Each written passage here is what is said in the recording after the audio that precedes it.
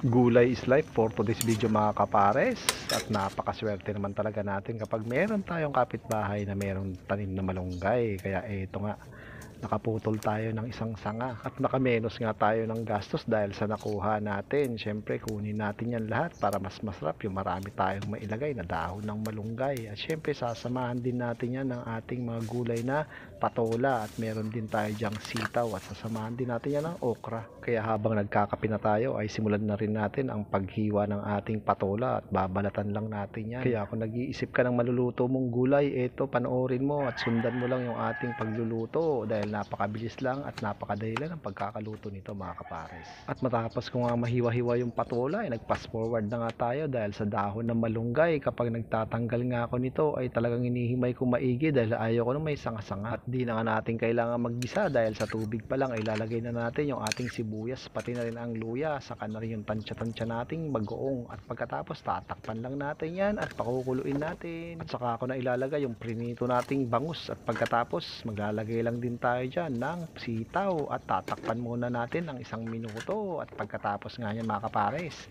ay lagay na rin natin yung iba pa nating gulay. Nilagay ko na yung patola pati na rin ang okra, at naglagay lang din tayo dyan ng konting bechin. At pagkatapos takpan muna natin ng 1 minuto. At ito na nga mga kapares, saka na natin ilagay yung ating pangpinali na dahon ng malunggay.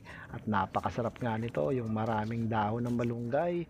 At pagkatapos sinalo-halo lang natin ng bahagya at tatakpan ulit natin, at makalipas nga ang ilang minuto, ito na mga kapares, my goodness, nakaluto na naman tayo ng isang masarap na gulay pangpahaba ng buhay. Kaya pang hinihintay natin, mangantay yun.